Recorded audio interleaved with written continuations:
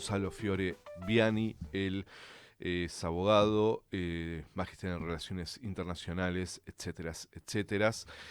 Y más allá de los títulos, nos interesa sus opiniones, sus miradas sobre este momento tan particular. Gonzalo, ¿cómo estás? Aquí te saluda Gervasio Muñoz y Silvano Pascuso para el Laboratorio Radiográfica. Hola, ¿qué tal? Muy buenos días. Un abrazo grande y saludo a la audiencia. ¿Cómo andan? Bien, Gonzalo, gracias por atendernos. Queríamos hacer algún picadito con vos.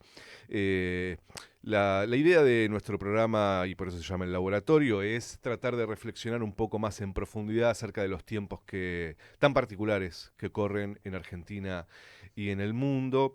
Y en principio eh, queríamos consultarte. eh, en general, después pasaremos y profundizaremos en algunos temitas, pero en principio, en general, ¿qué estás viendo vos acerca de este movimiento de ultraderecha global? Em, Europa y una creciente reacción hacia los inmigrantes. En Inglaterra se vivió hace un tiempo. En España, hace muy poquitos días, hubo eh, escenas que realmente sorprenden. Eh, Algunos partidarios de Vox que entraron a un barrio a pegarle a inmigrantes. em, Estados Unidos, Trump con una política antiinmigratoria muy fuerte.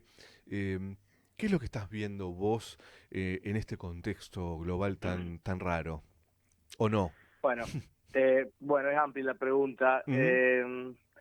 Sí, a ver, claramente este tipo de movimientos de extrema derecha hoy están teniendo un auge bastante importante en distintos países, ¿no? Están en un momento de crecimiento en muchos países y en otros inclusive gobiernan, ¿no? Claramente que han llegado para quedarse en la discusión política. Y más como un fenómeno, te diría, social, que incluso trasciende lo político en gran medida. Ujú. Ahora dependerá después, por supuesto, de cada...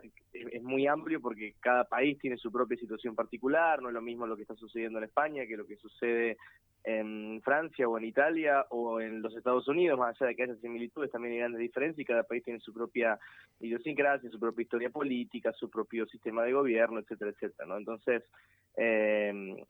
habría que analizar caso por caso, y no nos alcanzaría, por supuesto, el programa Ujú. para hacerlo, pero sí, a nivel general, lo que se ve es un crecimiento grande de este tipo de movimientos, un descontento grande con la política tradicional, con la democracia liberal tradicional, con todo lo que es el sistema post-globalización, para llamarlo de alguna manera, post-1990, que ha dejado a mucha gente fuera, muchos perdedores, y eso, este tipo de movimientos lo han sabido capitalizar muy bien, muy similar a lo que sucedió en su momento en el periodo de entreguerra, entre la Primera y la Segunda Guerra Mundial, como para hacer una comparación Ujú. fácil pero sencilla para que se entienda, ¿no? Entonces, bueno, estamos en un momento eh, complejo y muy volátil, ¿no? Donde puede salir para absolutamente cualquier lado, ¿no? Por otro lado, hay un proceso político muy interesante en lo que sería la África Occidental, eh, con Ibrahim Traoré, em, que poco se sabe, o por lo menos poca información llega a estos lugares, ¿no? Sobre, eh, diría yo, vos me vas a corregir, Gonzalo, un proceso casi revolucionario, ¿no? No, sí, es un proceso revolucionario el que está Ujú. liderando Traoré. Yo le quitaría el casi, digamos, sí, es Bien, una revolución que está bien. liderando Traoré ¿Por qué? en Burkina Faso.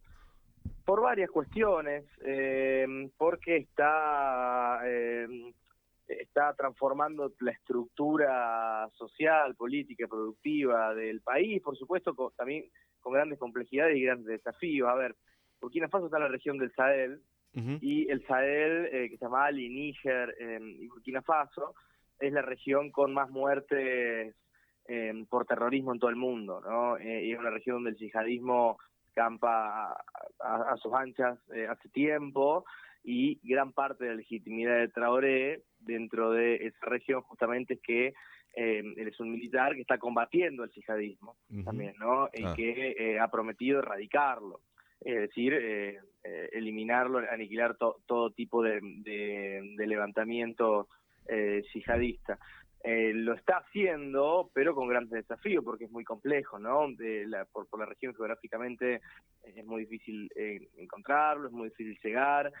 Han habido varias iniciativas que parecen ser muy interesantes, por ejemplo, crear un solo ejército con Mali y con Níger, que tienen gobiernos similares, para combatir a estos terroristas.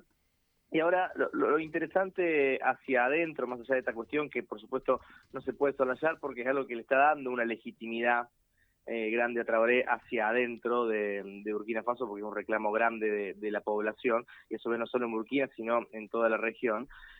También está haciendo una revolución en materia, por ejemplo, de soberanía, ¿no? Porque echó el ejército francés, echó a distintas empresas francesas, nacionalizó las minas, nacionalizó todos los recursos naturales del país.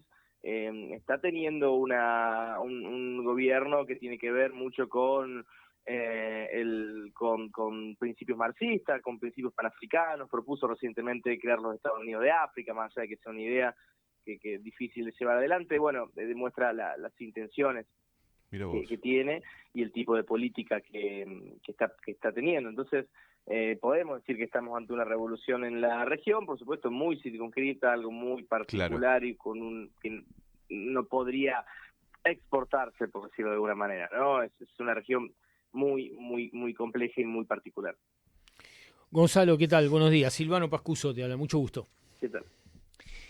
Quería preguntarte, en realidad quería hacerte dos preguntas, una detrás de otra, pero te las formulo y vos porque creo que tienen algún grado de conexión.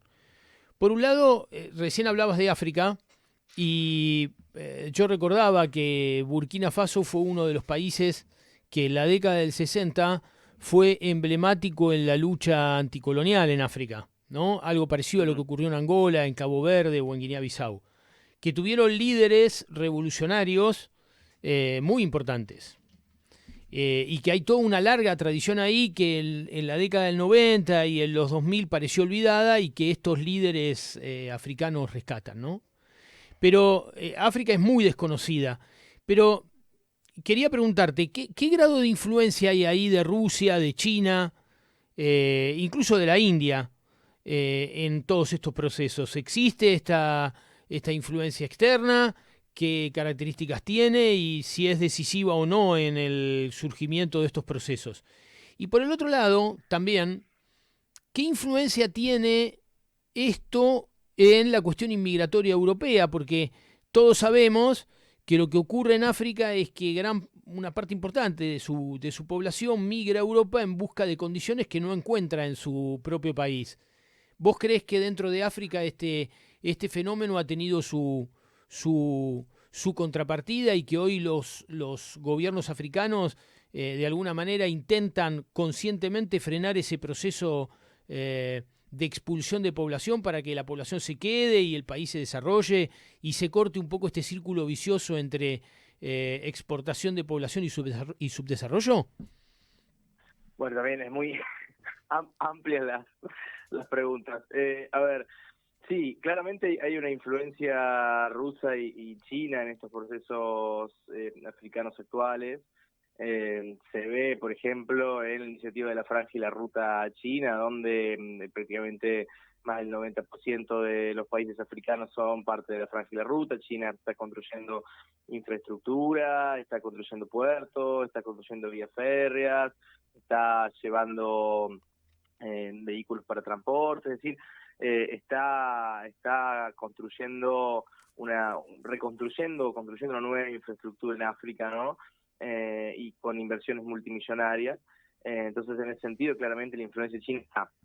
También está la influencia rusa histórica desde el tiempo de la Unión Soviética, no ahora, no es nuevo, pero sí que se ha recuperado en los últimos años con Putin la influencia histórica que Rusia tuvo en su momento con los procesos anticoloniales, que bien decías, en África, o decoloniales, en la década del 60 y 70, y hoy está nuevamente con una presencia muy muy fuerte en África. Un ejemplo es que Traoré fue uno de los líderes invitados al desfile del 9 de mayo, en el Día de la Victoria en Moscú, al 70 aniversario, nada más y nada menos, y además tiene una presencia permanente Rusia en materia de colaboración en defensa, sobre todo, ¿no? En lo que tiene que ver con lo que te decía, la lucha contra el terrorismo, etcétera, etcétera. Entonces, claro que hay una influencia grande rusa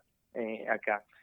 Y respecto de la segunda pregunta, la cuestión migratoria, por supuesto, y esto es interesante porque hasta la propia Giorgia Meloni lo ha dicho, cuando le reclama a Francia de que deje de explotar a sus ex colonias y que permita que los países africanos se desarrollen, así los africanos no se tienen que ir a Europa, ¿no? Entonces es interesante que hasta alguien que es un representante de estos movimientos de extrema derecha, como la propia Meloni, diga esto, ¿no?